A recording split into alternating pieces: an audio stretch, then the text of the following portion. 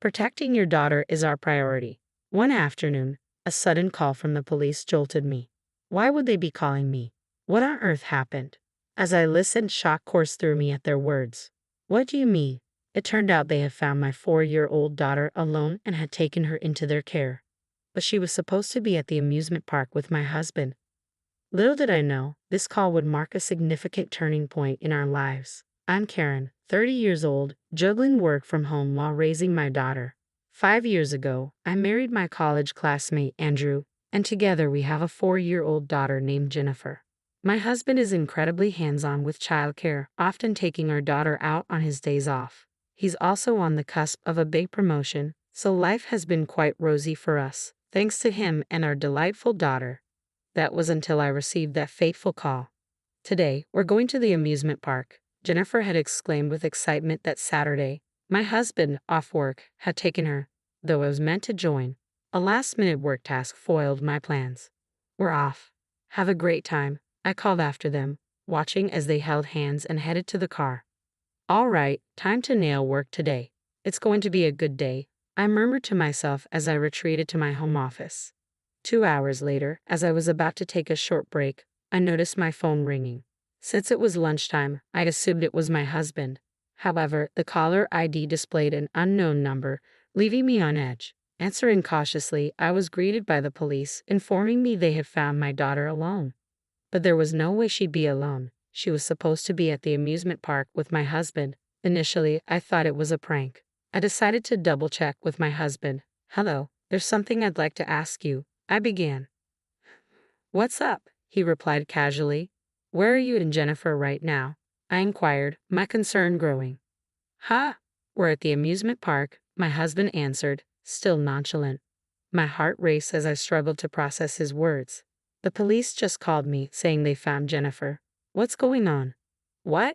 Well, she's laughing next to me, he replied, sounding slightly unsettled. As long as you're together, that's fine, I said, trying to reassure myself. Can you put Jennifer on? No, she says she's too embarrassed, my husband responded.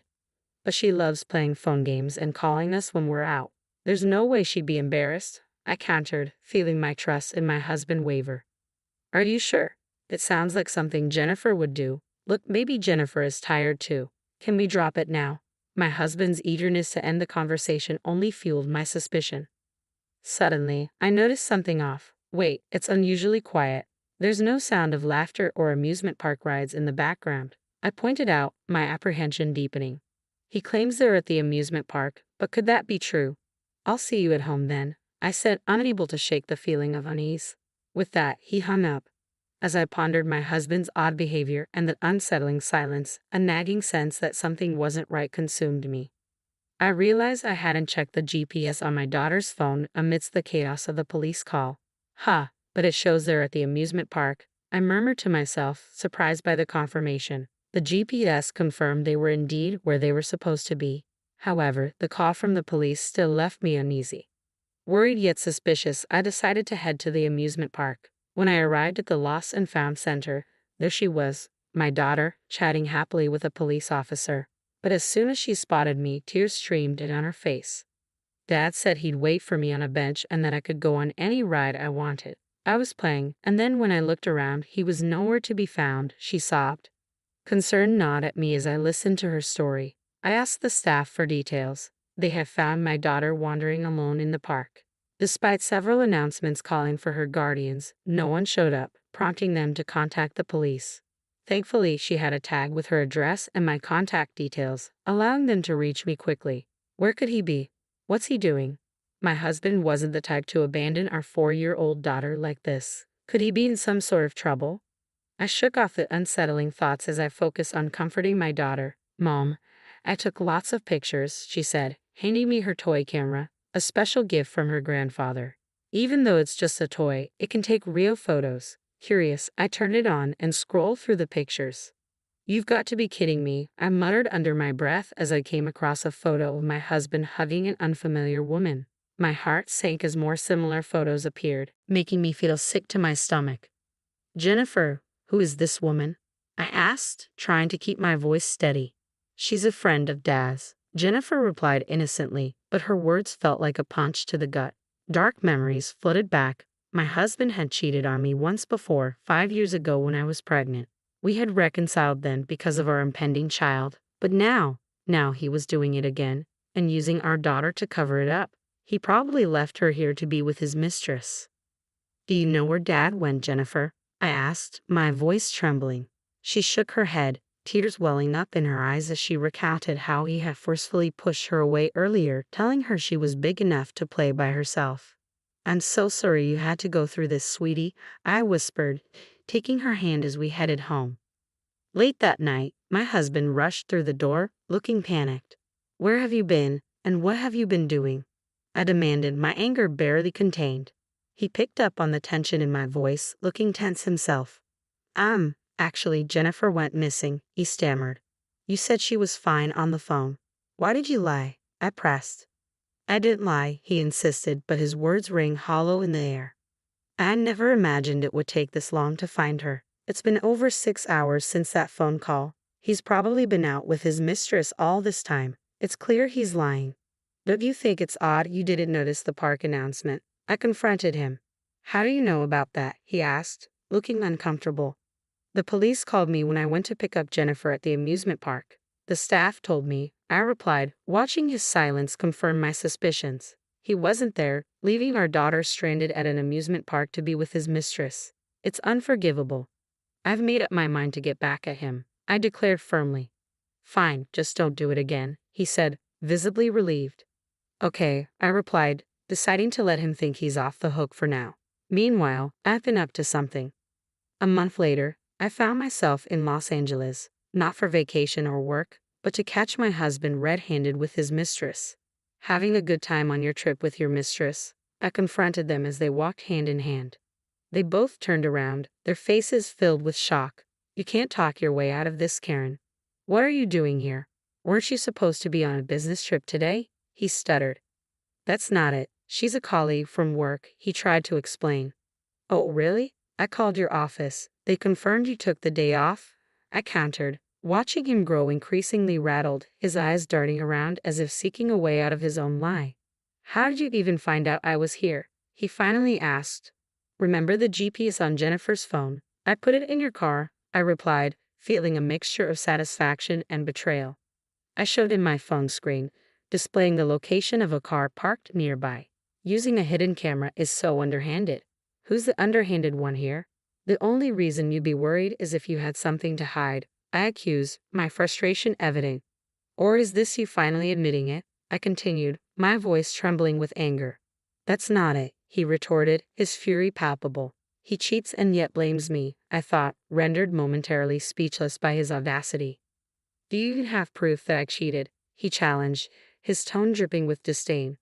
Well, about that, I trailed off before shoving a photo in his face. What is this? Look familiar, I demanded, my voice rising. This is from when we went to the amusement park. But how do you have this picture? You were supposed to be working, he sputtered, his disbelief evident. Jennifer took it. Troy camera actually works, you know, I replied, my frustration mounting.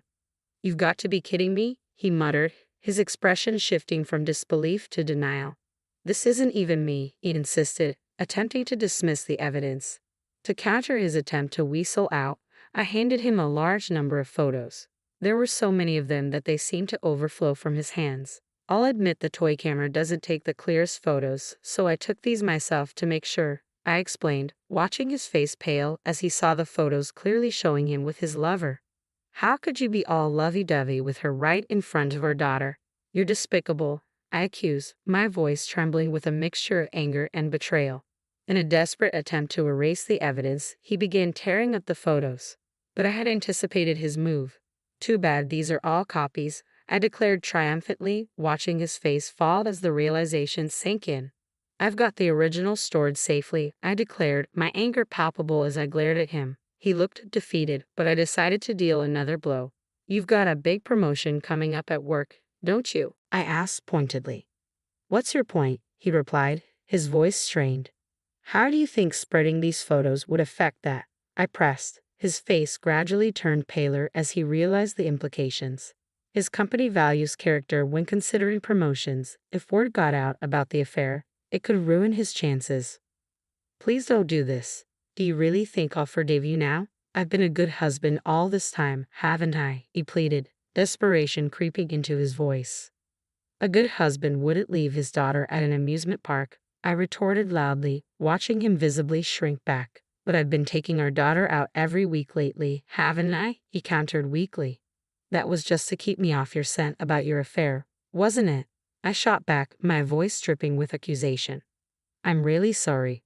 Just please don't tell my work, he begged, his almost tearful face failing to elicit any sympathy from me.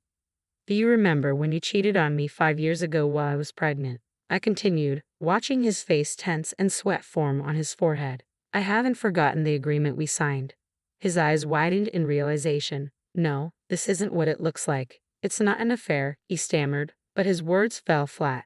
Then what is it? I demanded, my voice cold and unyielding. He fell silent, starting to cry, pathetic. Then go ahead and sign this, I said, thrusting divorce papers towards him. No, I don't want to break up. Who will take care of things at home if you're gone? He protested weakly. Staying together now is impossible, I stated firmly. I promise no more affairs, he screamed, his eyes bloodshot with tears, but his words didn't reach my heart. I'm not angry about the affair anymore, I replied calmly. What, so you're forgiving me? He asked hopefully.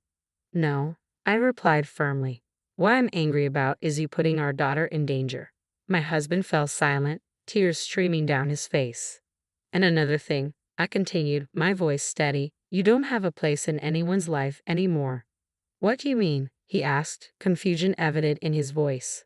While you were gone, I told your parents, your coworkers, and everyone in your usual hangouts about what you've done. Everyone knows now, I explained. Hearing this, my husband buried his face in his hands, overwhelmed with despair. I don't even want to see your face, so make sure you fill this out, I said, handing him divorce papers.